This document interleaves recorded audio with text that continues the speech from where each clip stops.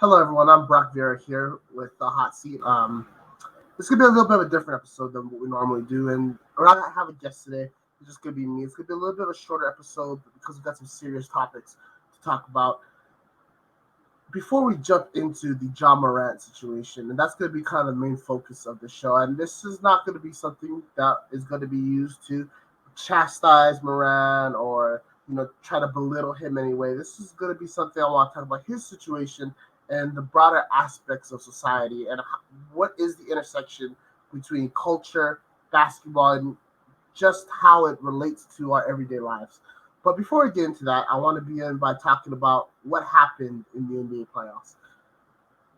The Philadelphia 76ers were up 3-2 in the Western Conference semifinals against the Boston Celtics, having one game at home in game six, and then obviously potential game seven had they lost at game six.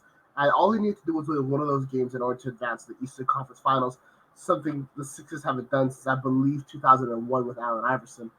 They've come close many times. I think they've been to the second round three, four, maybe five times in the past 6, 7, or 8 years. I don't really have the numbers on that, but they've been there. But obviously, some things have happened and some things have transpired that has prevented them from doing that. Most notoriously was Mother's Day several years ago when Kawhi Leonard hit the game-winning three-pointer in Game 7 for Toronto to upset Philadelphia. And the Sixers just fell apart, kind of per usual for the organization, kind of on brand for Doc Rivers, who has who's notorious for blowing series, and I believe that has the most losses in series clinching games of all time, and he has a horrific record in Game 7. It's all bad.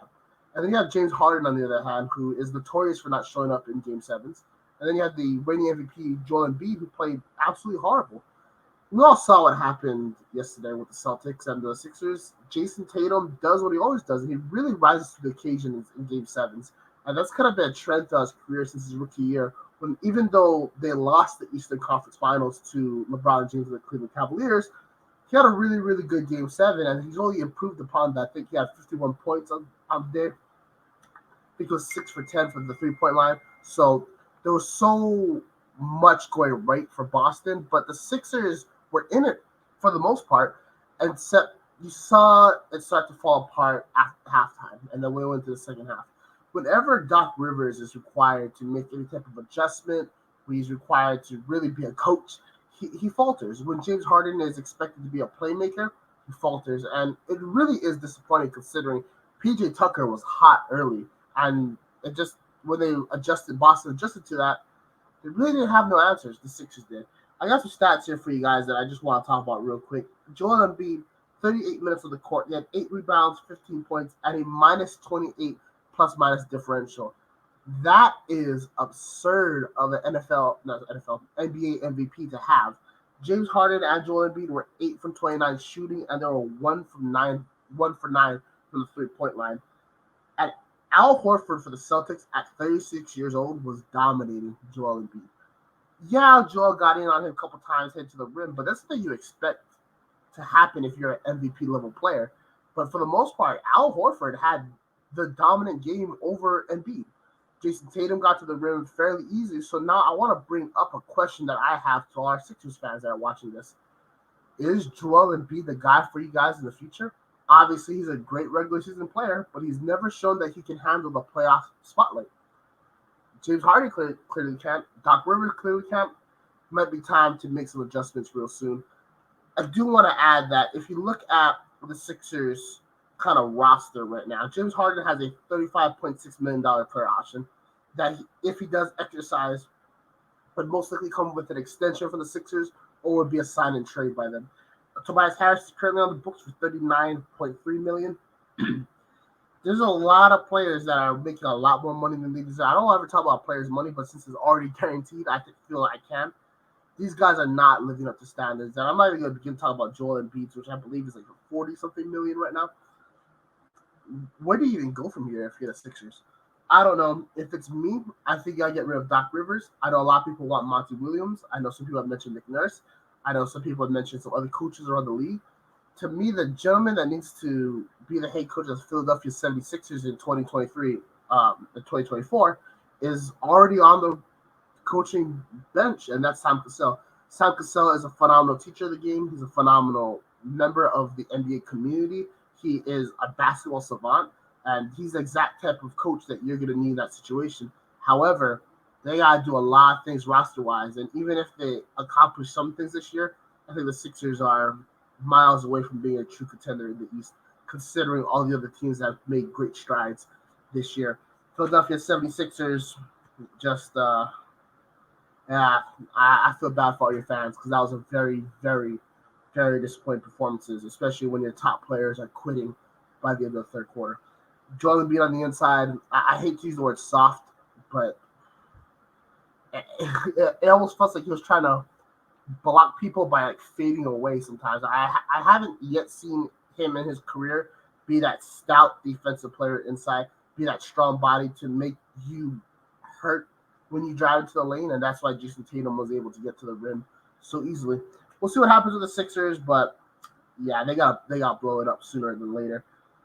Reports have come out that obviously we mentioned Monty Williams. Monty Williams was fired by the Phoenix Suns, and it seems that since taking over from Robert Sarver, new owner Matt Ishima, if I apologize if I mispronounce his name, he's the kind of main man running the show right now. He was the one responsible for the KD trade, not GM James Jones.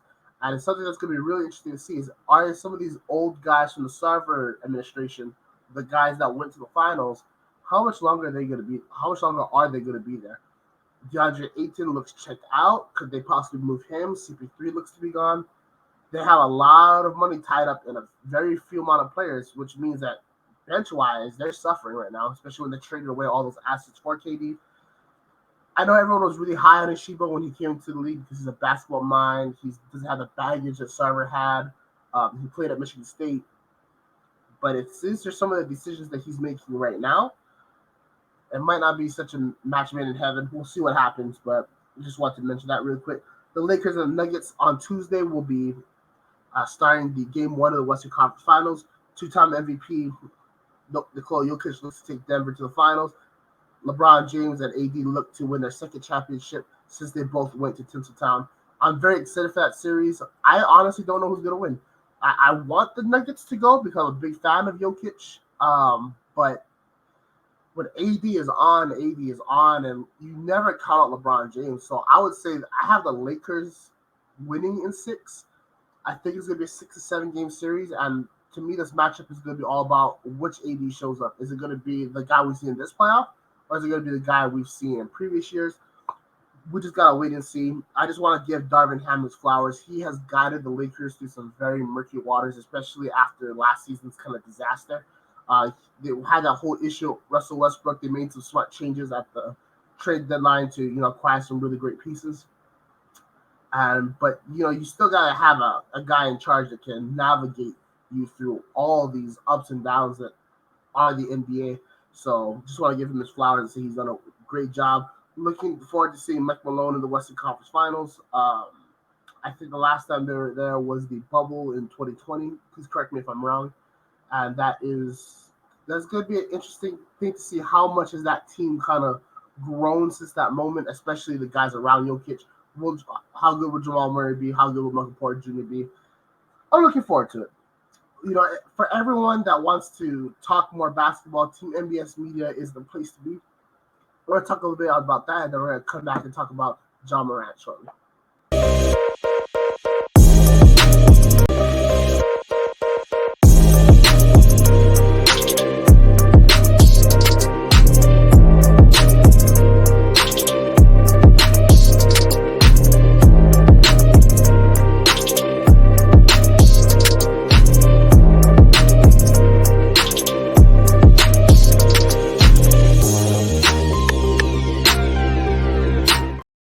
Yes, that's the guys putting on this show, Team MBS Media. I'm part of them. They are a phenomenal group of individuals who talk about sports, talk about music, talk about culture, lifestyles, everything. We even got a food writer now, so if you want some really great recipes, go on Team MBS Media, check it out. Something that Team MBS Media also does is they host spaces every Monday through Friday till the end of the NBA Finals. It is hosted by my main man, Melo Williams, and Kevin Lucas, two gentlemen that have been on the show in the past. Those guys are basketball savants, knowledgeable minds about the game at every level. They host the spaces, come on in, talk, listen, chop it up on the game of basketball. It's a phenomenal place to be. It happens Monday through Friday, 5 p.m. Eastern Time. We'd love to have you guys there. Moving on, as previously mentioned, we're going to talk about the John Morant incident. So just to kind of get everybody caught up to speed on what happened, there was a video that was posted, I believe it was an Instagram Live, of John Morant and his buddy. His buddy they were in the car together, they were on live, and John Morant was seen waving around and flashing a gun. Now, John Morant is within his right to be a legal gun owner. As far as I know, the state of Tennessee has no regulations that prevent John Morant from being a gun owner. John Morant has no felonies, so there's no issues over there. However, this comes kind of in a bad time for him, considering he had some issues throughout the regular season, gun related and not gun related. He's accused of being violent against the individual at a pickup basketball game. I'm not sure if that situation was cleared up yet or if that was disproven, but there's a lot of things that have gone around that has painted him in a very negative light. Now, I want to make this very clear. I am not criticizing John Morant himself. I've done that before, but it's not what it's about. It's about something bigger than that. What John Morant has done has put himself in a very bad spot. And the reason why I say that is because in light of this video, the Memphis Grizzlies, who are not even in the playoffs anymore, have issued a statement that John Morant has been suspended indefinitely from team activities. Now, could that just be giving them time to kind of investigate and see what happens? Probably. But now we're talking about money. And when you lose money, that's a big deal. But it's much more than money. What John Morant did in that video was show a complete disregard for gun safety, for what guns can do, the power guns hold, and the destructive nature of that item. Now, I personally am not a gun owner. However, I do believe in gun ownership, gun rights, and I believe that it is your right as an American citizen to own them. There was a clearly established thing in the Constitution that you should be able to own a gun in purposes of forming a militia if the government ever comes and attacks you. And obviously, the Supreme Court has taken it. We're not going to talk politics, but they basically ignored the second part of that phrase and said you have a right to own a firearm. So it is a fully established right in the United States. Many people have brought up the fact that what is the difference between John Morant flashing his gun and waving around and playing with it compared to a person of lighter skin color and their families holding up firearms, Christmas pictures? There is no difference. It's the same thing. And I think both show a complete disregard for what guns are, what guns can do, and the destructive nature of it. So what I was always taught was that one, always shoot a gun like it's loaded. Two, if you ever gonna pull it out and point it, just know that whatever you point at, be ready to destroy. And whoever is aiming it is gonna get destroyed as well. Once you pull the trigger of a firearm, it's like toothpaste in a toothpaste bottle. You can't put it back. The bullet ain't ever coming back. Once it leaves the gun and it's headed towards something, it's gonna destroy it, whether it hits or not, in some type of way. Especially if it hits. But the person that shoot it is also gonna be destroyed because you have the possibility of maiming somebody, you have the possibility of killing somebody, and whatever that happens, that's gonna be with you for a long time, whether you're justified in its use or not. There is a reason why a lot of members of the United States military have PTSD and such traumatic stress disorders because of what not only they saw, but also what they did. Now, again, this is not something that is a criticism of it. It just is reality. It's just what it is. And in this video by John Morant, I see a complete disregard for the destructive power of the thing that he holds. Just waving around like it's nothing. Like, oh, it's just a piece of paper. That's not a piece of paper. This is a killing device. A device's sole purpose is to end something or someone's life. That calls me back to an incident that happened in the NBA a while ago between Gilbert Arenas and George Clinton. Like rolling dice, they have an argument, they pull guns on each other. Obviously, that situation got diffused. NBA came in, basically ended both men's career. But what if a trigger got pulled? You have a dead NBA player in a locker room? Like, that would have been incredibly harmful. And then some can say, oh, it was just two gun owners that one was threatened and one was responding. Well, George Clinton's in jail for killing someone. It's a mindset. It's something that can easily be used in the wrong way. Now, if you have a gun on you and you're strapped for your protection, but you don't pull it out unnecessarily, cool. But if you're waving it around, all it takes is one moment and everything is gone. Let's say, somebody is trying to be somebody, or maybe think that, they can get a little bit of money or something, and they see John Morant with a gun, and maybe they try and punk him. Morant tries to be against it, but they see the gun, try to punk him some more, try to punk him some more. It might get to a point where I have to use it. Let's talk in reality. Like, open carry in the state of Nevada where I lived in is a legal thing. How many times you walk into a store, you see a guy strapped to the side, you immediately look to him. It's everybody else in the store. That's the first guy you see every single time, right? You immediately become a point of attention, and you immediately become a target just because you have one. Especially if you're not like a cop. Like, if we see a cop with a gun, that's like expect. You see a dude in a jacket with a fire strapped to the side, you're like, well, all right.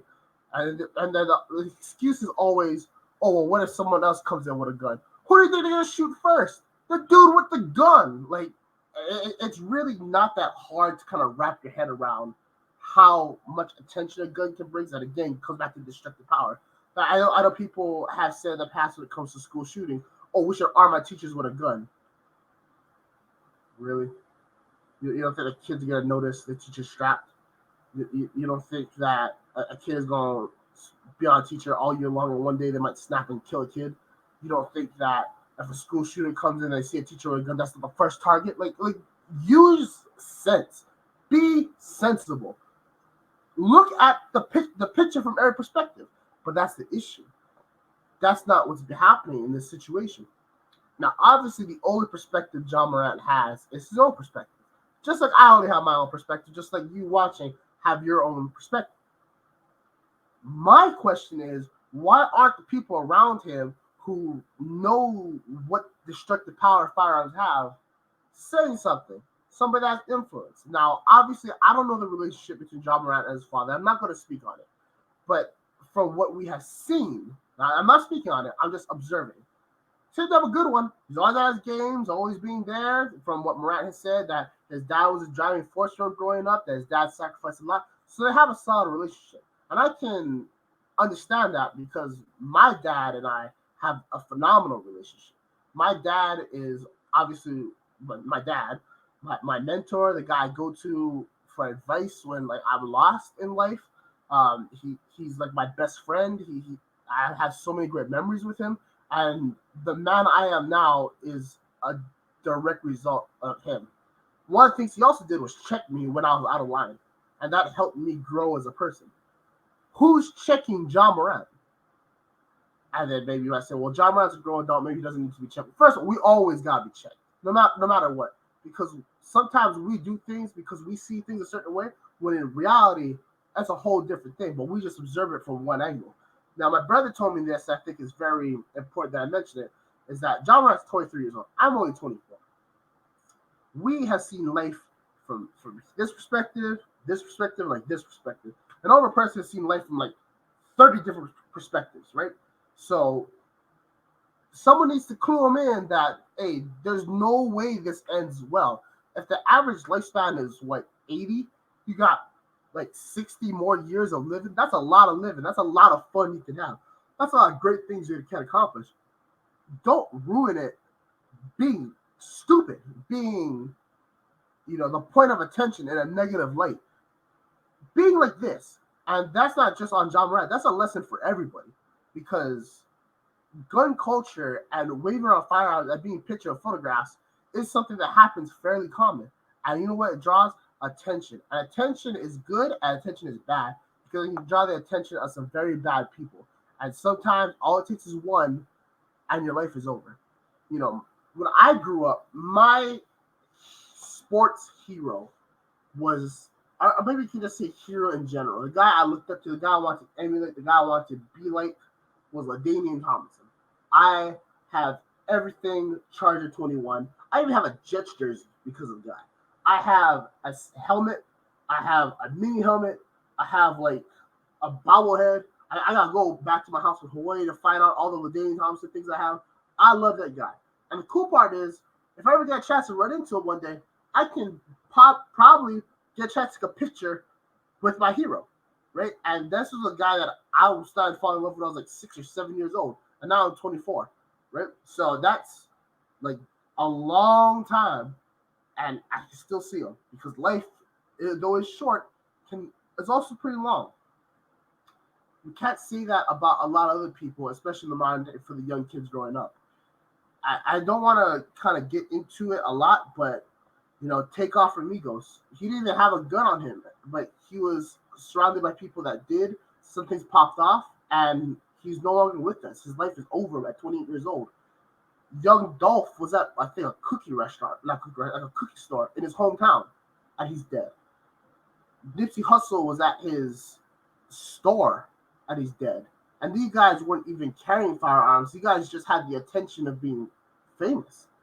Every day I look on Instagram, or World Star pops up, and it says another up and coming rapper shot and killed, another up and coming guy shot and killed, another up and coming guy dead, killed, 20 years old, 21 years old, 22 years old, done, gone forever. That's a lot of living that these gentlemen are gonna get to do, and that's what I feel, especially if people try to emulate their hero if their hero is John Morant. We as a society have lost too many young people for no good reason. And a lot of times it wasn't even their fault. John Morant signed a contract that gives him probably, I think, around like $200 million, and just basketball money, not endorsement money or anything like else like that as well. You can't spend that money if you're dead. You can't do anything with that money if you're gone. Your family ain't gonna stop crying because there's nothing that they can do to bring you back, and that's kind of what I fear. Every time, like I said, you pull out fire and you have fire visible on you, you bring attention to yourself, and you bring some very much unwanted attention. And it's just a rule in general. And we lost a lot of people because of it. A lot of people are gone because they don't understand the destructiveness of a firearm, or in the way of them holding it or somebody else holding it. I've lost people to gun violence. Not nobody close to me, but I know people that have been shot and killed. A lot of kids growing up know people that have been shot and killed. A lot of people's family members have been shot and killed, unfortunately.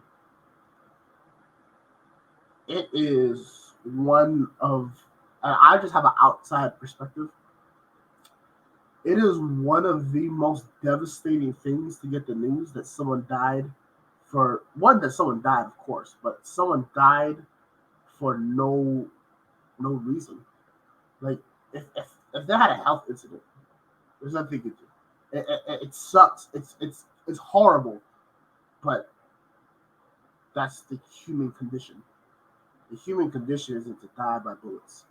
The human condition isn't to spend the rest of your life in jail because you killed somebody that they couldn't justify it. That's the painful part for me.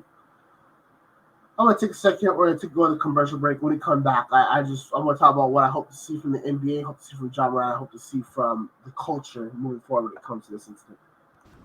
This commercial is brought to you by TrueBrain. Say hello to TrueBrain. We're not magicians. We're not going to turn you into a rocket scientist, unless you're already a rocket scientist. We're not big pharma, and our products are custom made to boost mental output. We empower people to do their best thinking.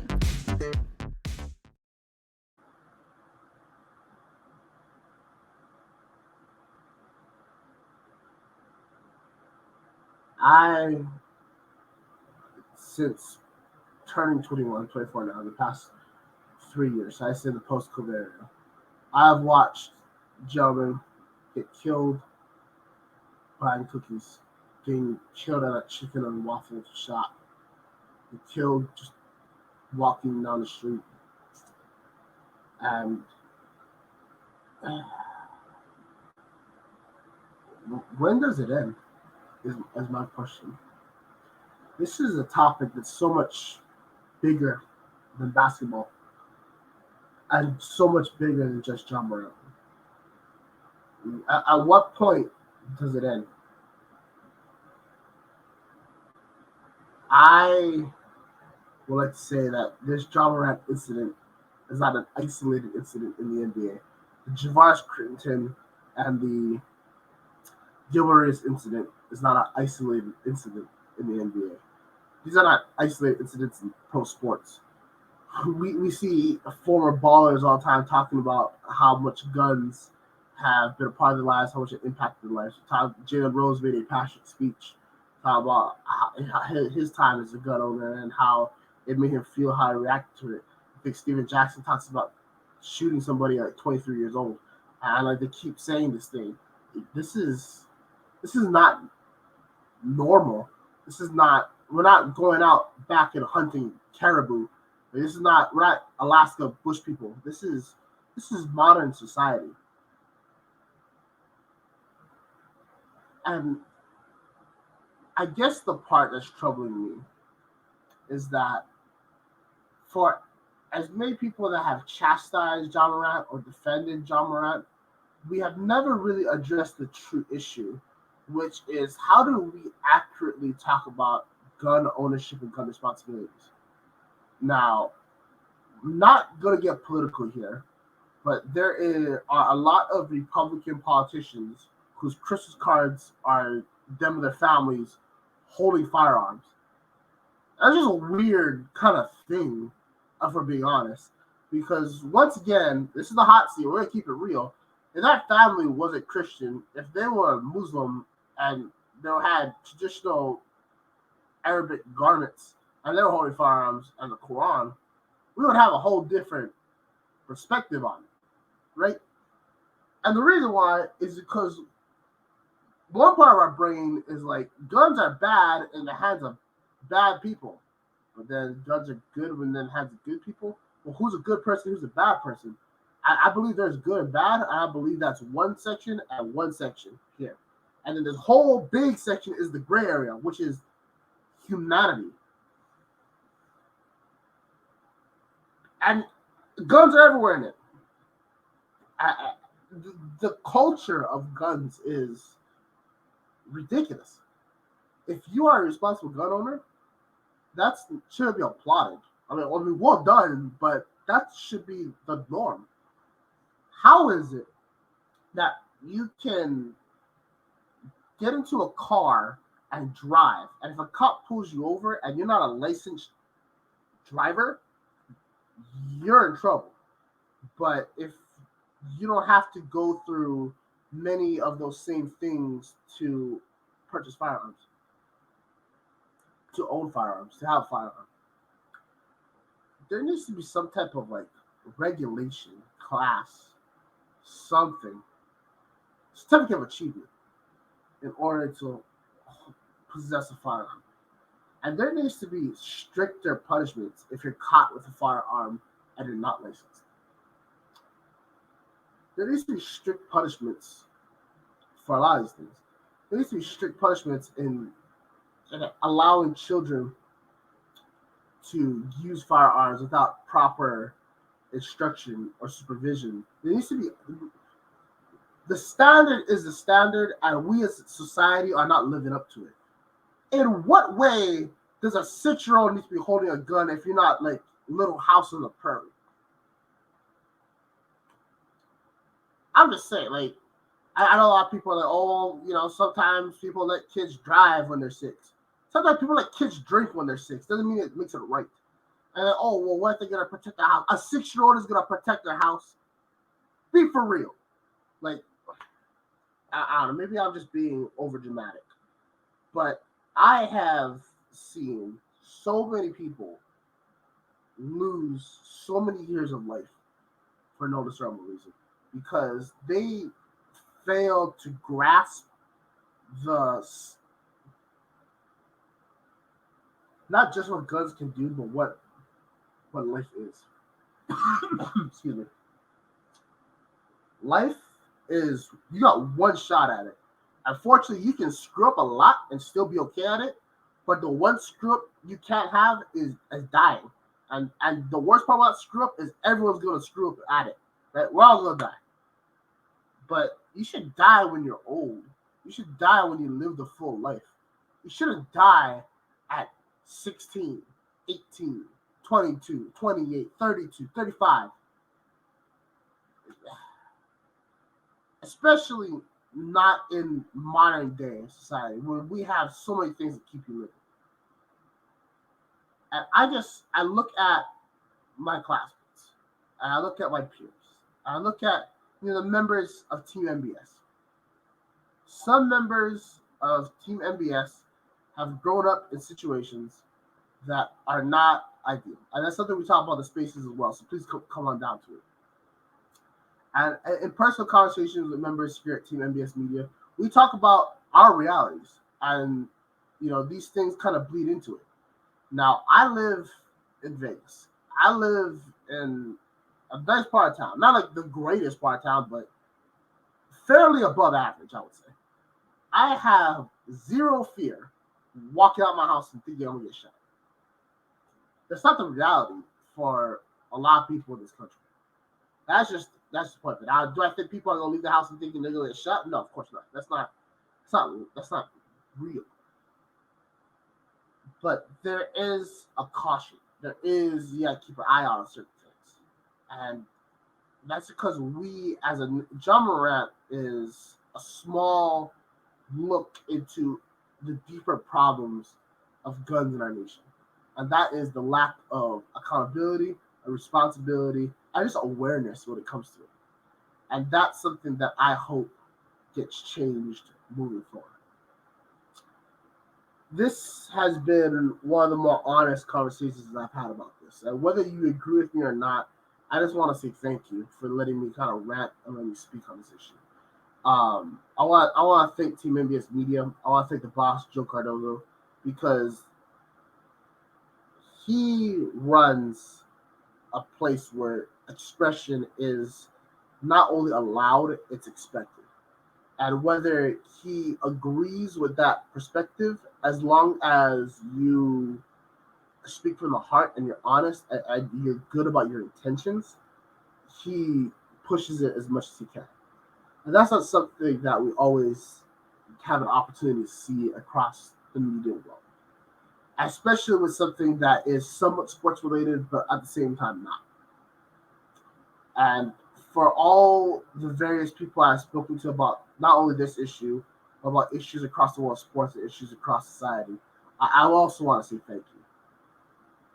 And getting a chance, so I'm from the islands, I'm from Hawaii. So when I first moved up here, I was fairly well traveled as a kid. Again, thanks to my dad. So I got to see a lot of things growing up, but it's very rare you get a chance to speak to a lot of people. So I didn't really understand a lot of different perspectives of how people grew up across the country until I went to college. And I met people from across the nation. And as I grew, I met even more people, especially through Team MBS Media, since we're all spread out across the country. We got, like Keith in Denver. We got Mello in Wisconsin. Marcus from Philly, but he's living in New York. We got Greg in Canada when he was with us. Monty in Florida, Miami. But I got a chance to speak to these gentlemen and kind of learn what it's like where they're from and kind of learn different perspectives and cultures. So it kind of like shaped my opinion. But what I also know is that whatever has been their cultural origins or area influences or whatever, shit needs to change for everyone. And it's not a one thing fits all because of those various cultural differences all over the place. But something needs to happen because brothers and sisters of that our brothers and sisters are dying for no reason. And I just hate to see John Morant go from being one of the top players in the NBA, one of the most wealthy minorities around, to being a guy we see in obituary. And the worst part is, if it did happen, God forbid it happened, it would be another story instead of something that's a one-off. And that's the part that I find unacceptable. So, once again, thank you guys so much for watching. I'm Brock Vieira. When we come back on our next episode, we're going to keep it all to sports. We're going to have guests back on the show. We're going to keep it live and get the debates going again. And I can't wait to come back to you. This is the hot seat, and catch y'all next time.